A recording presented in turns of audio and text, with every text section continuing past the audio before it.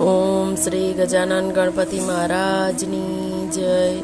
ઓમ નમઃ શિવાય. આજે આપણે જાણીશું સોમેશ્વર સોમનાથ જ્યોતિર્લિંગ વિશે. આપણા ભારતમાં જે 12 જ્યોતિર્લિંગ ગણાય છે તેમાં સોમનાથનું નામ સૌ પ્રથમ આવે છે.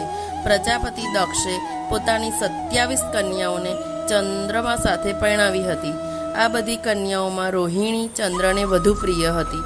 આથી બીજી સ્ત્રીઓને દુઃખ થયું. દક્ષે આ અંગેની ફરિયાદ ચંદ્રને કરી.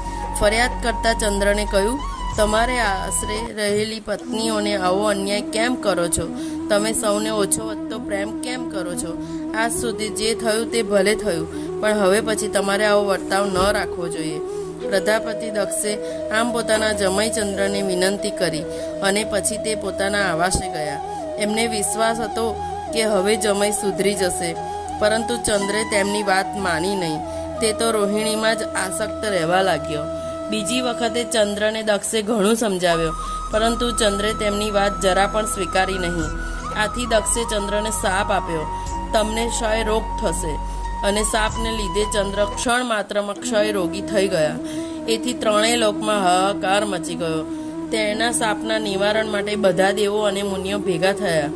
મળીને ઇન્દ્રને આગેવાની હેઠળ બ્રહ્માને શરણે ગયા. બ્રહ્માએ શાપના નિવારણ માટે ઉપાય બતાવવા જણાવ્યું. તમે બધા અહીંથી મહાપવિત્ર પ્રભાસ ક્ષેત્રમાં જઈ ત્યાં મહામૃત્યુંજય મંત્રનું વિધિપૂર્વક અનુષ્ઠાન કરી ભગવાન શિવની આરાધના કરો અને પોતાની આગળ શિવલિંગની સ્થાપના કરો. હંમેશા તપસ્યા કરો. આથી શિવ તેના ઉપર પ્રસન્ન થઈ ચંદ્રના ક્ષય રોગનું નિવારણ કરશે. ચંદ્રને પણ આ પ્રમાણે તપ કરવાનું કહેજો. દેવો અને મુનિઓના કહેવા મુજબ ચંદ્રે ત્યાં 6 મહિના સુધી તપ કર્યું. ભગવાન વૃષભધ્વજનું મૃત્યુંજય મંત્રથી પૂજન કર્યું. આથી ભગવાન શંકરે પ્રસન્ન થઈને તેને કહ્યું, મહિનાના કૃષ્ણ પક્ષમાં તાળી કળા ક્ષીણ થશે અને શુક્લ પક્ષમાં ફરી તે વધતી જશે.